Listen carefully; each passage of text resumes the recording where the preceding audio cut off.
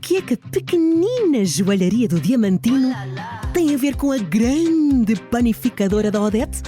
À partida, nada. Mas há uma coisa que todos os negócios podem ter em comum. Podem? Claro que podem! Podem ter uma rede de confiança super rápida e segura. Olha, e não é que podem mesmo? Com a Vodafone Business, o seu negócio pode tudo. Escolha a rede móvel e fixa que leva a sua empresa mais longe. Together we can. Vodafone Business.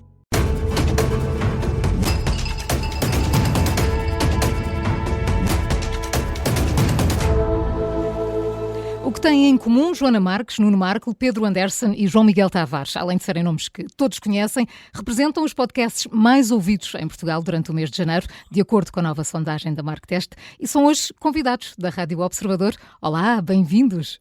Olá, obrigada pelo convite. Bom dia.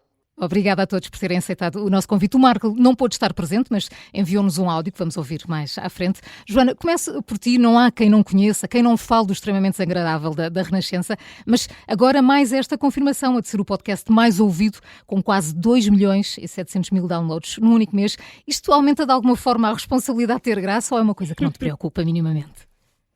Não, eu acho que para ter graça, ou tentar ter, pelo menos, convém ter mais irresponsabilidade do que responsabilidade. E acho que foi o que aconteceu também este mês. Acho que também atribuo esse número absurdo a um episódio em particular, que foi o sobre um produto lançado pela Cristina Ferreira, que de facto também, na altura percebemos, mesmo enquanto episódio isolado, teve assim uns números, sim, fora do normal, e acho que isso tem influência neste resultado assim um bocadinho esdrúxulo do mês de janeiro. Acredito que nos próximos meses a coisa seja mais equilibrada e pronto, eu acho que responsabilidade nenhuma, porque a partir do momento em que um humorista sentir responsabilidade... Deixa de ter graça. Sim. Fica limitado. Tens alguém em casa que seja o barómetro das tuas piadas ou só quando vão para o ar é que todos ficam a conhecer? Só quando vão para o ar, até porque na maioria dos dias eu acabo de escrever o episódio às 8h12 e vai para o ar às 8h15, portanto não havia aqui tempo para barómetro nenhum. O meu primeiro barómetro são a Ana Galvão e a Inês Lopes Gonçalves, sim, que no fundo estão ali a representar os ouvintes, já que também estão a ouvir tudo pela primeira vez. Elas também te enviam sugestões ou preferes surpreendê-las?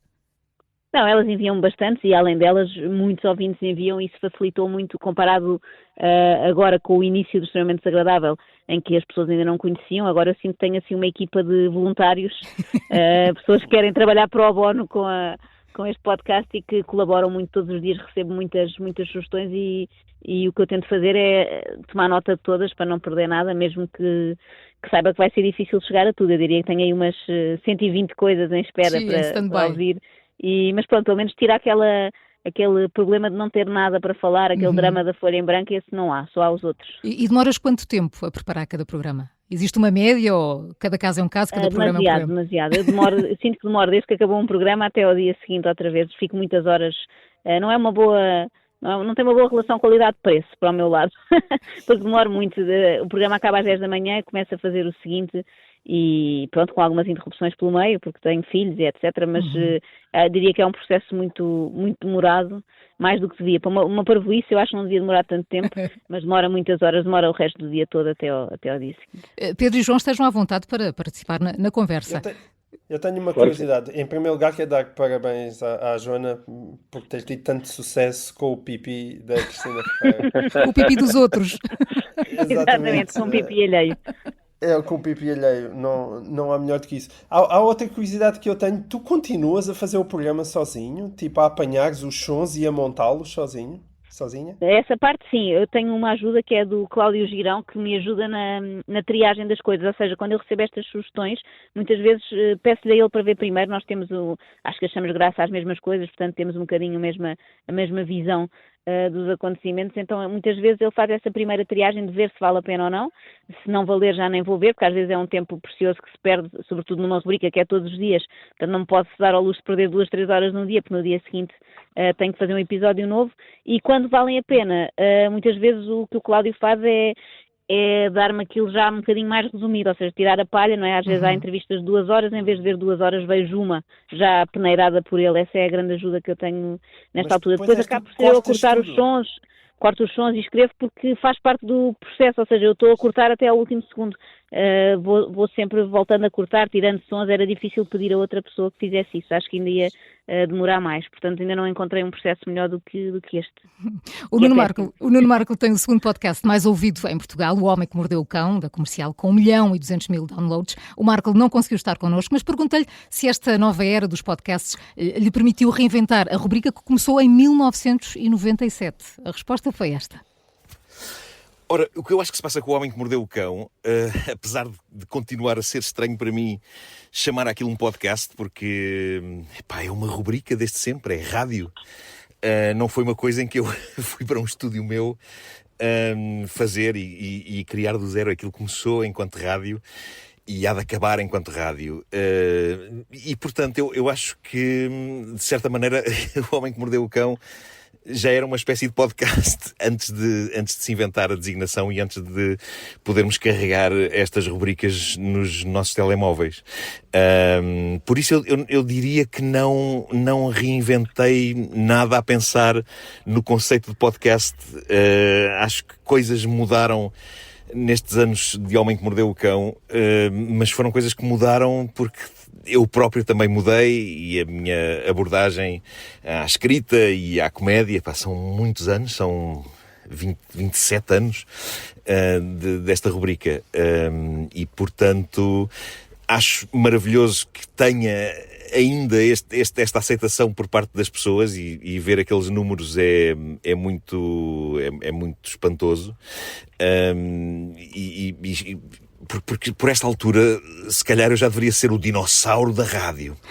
Eu sou capaz de ser a pessoa mais idosa naquele top, agora que eu penso nisso.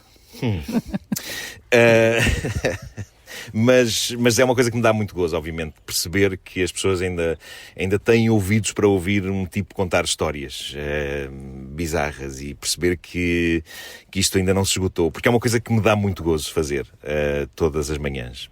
Já agora, aproveito para dizer que este top é incrível, mas é forçosamente incompleto, porque não inclui a quantidade tremenda de podcasts independentes que estão a ser feitos, e esses são genuinamente podcasts, não são rubricas de rádio, e que também eles devem ser celebrados, e também eles estão a conseguir números incríveis. Acho que vivemos uma era tremenda de criatividade que me lembra muito a mim, que sou uma pessoa já de uma certa idade, os tempos das rádios locais, das rádios piratas, por assim dizer, em que de facto havia liberdade para as pessoas todas dizerem o que lhes apetecia, tendo um espaço no éter na altura, e agora tendo um espaço na internet.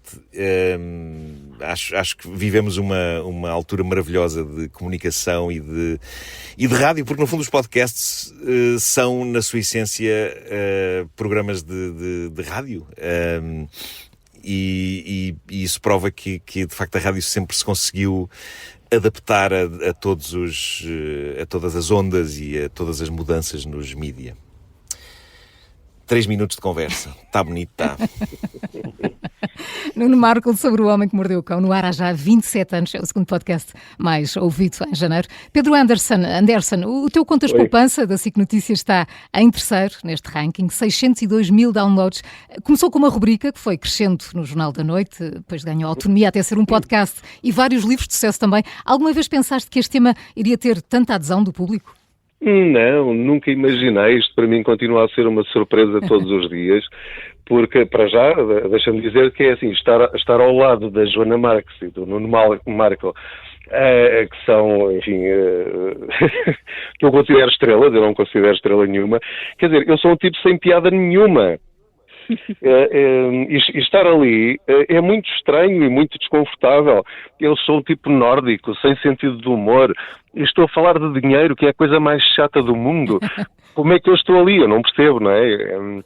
Agora, é entusiasmante, porque isto também permite perceber que qualquer pessoa, desde que tenha um bom conteúdo, ou que tenha um conteúdo que interessa às pessoas, neste momento, devido enfim, ao mundo digital em que nós vivemos, pode chegar a muitas pessoas.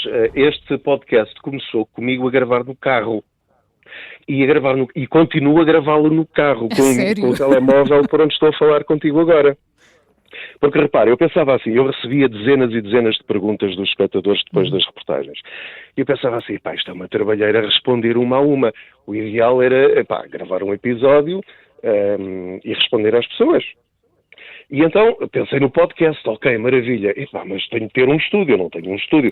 Eu comecei isto sozinho, não é? Agora faz parte da SIC Notícias, mas comecei a gravar no carro para explicar, para falar com as pessoas, basicamente. Pensei assim, ok, então tenho de montar um estúdio em casa. Mas isso vai custar-me imenso dinheiro, tenho de insonorizar o quarto. E depois ainda tentei gravar um ao outro e a minha mulher dizia-me, fala mais baixo que o miúdo está a dormir. Logística, então, questões ok, logísticas. não pode estar em casa. E pensei, e depois também não tenho tempo. Onde é que eu posso gravar? Tenho tempo quando saio de casa e vou para a SIC, e quando saio da SIC e vou buscar o miúdo à escola. Então comecei a gravar no carro com o telemóvel preso na pala do parasol. Só isto. Os primeiros 5, 10 episódios afinal és tu o mais gravados velhinho assim. do ranking. Afinal és tu o mais velhinho, não é o Marco? Quer dizer, pronto, foi assim há 5 anos. Depois, o que evoluiu é que comprei um microfone melhorzinho de lapela.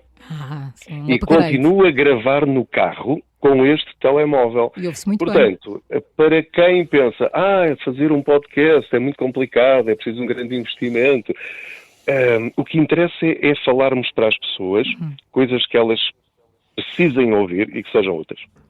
O teu podcast conta também com a participação dos ouvintes. À quarta respondes a dúvidas que te são enviadas. Só para termos assim uma ideia, quantos e-mails recebes por dia, por semana?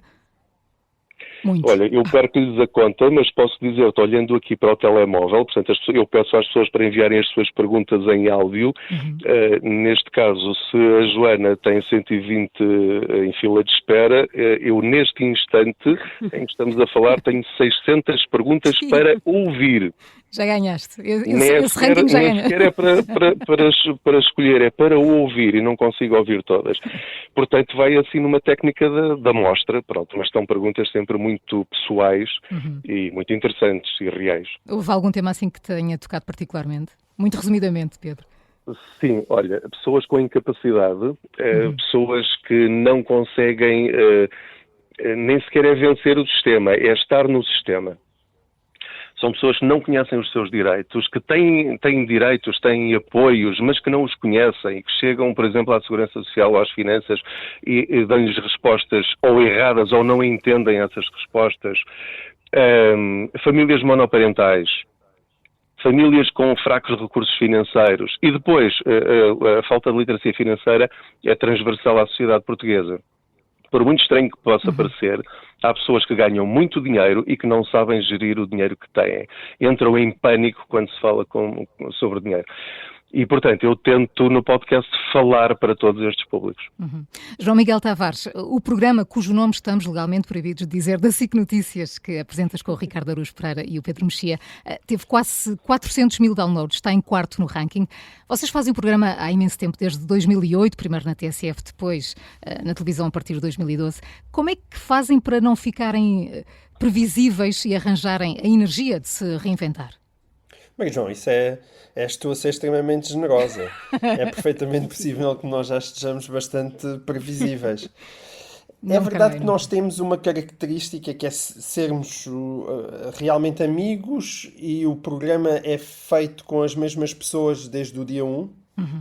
E eu acho que há ali uma espécie de química, uma cumplicidade e também não nos levamos demasiado a sério. Não sentimos que aquilo que estamos a dizer sejam coisas absolutamente decisíveis para o país. Não estamos preocupados em educar a população portuguesa, como tanta gente, e a mostrar-lhes qual é o caminho certo para a sua felicidade política. Basicamente só nos representamos a nós próprios. Acho que nenhum de nós tem grandes ambições de chegar a ministro. Parece que mesmo o Ricardo Araújo Pereira já perdeu a esperança de chegar a presidente do Benfica. E, portanto, eu acho que isso facilita dá uma certa leveza. Não nos interrompemos, não ficamos zangados quando somos interrompidos. Sabes? Como acontece com muitos painéis de comentários, que as pessoas ficam mesmo muito irritadas. Ofendidas, sim. Ficam, quando estão interrompidos, deixa-me acabar, porque são estas palavras que finalmente vão salvar a humanidade. Nós não temos isso e eu acho que isso é uma vantagem para o programa. Além de a sua própria estrutura faz com que nós falemos em vários aspectos da atualidade, aquilo é muito dividido a estrutura, e portanto não falamos só num assunto ou dois, falamos de muitas coisas pequeninas, e há muita gente até fora do país que diz que, não, nós ouvimos para nos sabermos o que se passa em Portugal. Pobrezinhos. Isso é sempre preocupante, não é? Imagina quando dizem sempre, isso a mim, sempre. eu fico francamente preocupada com o que as pessoas estão a receber de Tu és, atualizado noticioso. tu és uma de verdadeira Portugal. fonte de informação.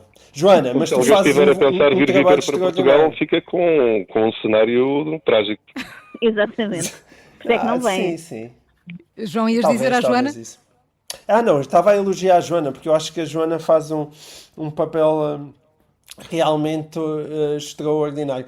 Como é público, a Joana é filha do João Pedro Marques, que é um grande historiador. Quer dizer, para a maior parte das pessoas vão dizer que aquele senhor é o pai da Joana Marques, mas eu ainda digo que a Joana é E filha bem, do João Pedro dizes Marques. bem. Mas a Joana também é uma historiadora. Portanto, o meu outro podcast Era da isso que eu Rádio ia falar, Observador sim, o resto é é o história, resto da sim. história. Mas deixa-me só dizer que a Também Joana está neste também é top, uma também está neste top. também está neste top, mas a Joana também é uma grande historiadora da atualidade, porque eu acho que ela está a apanhar muito daquilo que é o país e uma espécie de subcultura de um excesso de importância que as pessoas às vezes se atribuem a si próprios, e isso apanha muito bem o espírito do tempo. A Joana basicamente fez um programa baseado em gozar com a vaidade alheia. E isso é uma coisa muito importante. E muito cristã e católica já agora. Ela que é tantas vezes acusada de estás aqui a maltratar as pessoas. Não estás, não. Ela está apenas a mostrar como a vaidade é uma coisa ridícula. E isso vindo da parte de alguém que, para todos os efeitos, hoje é uma estrela.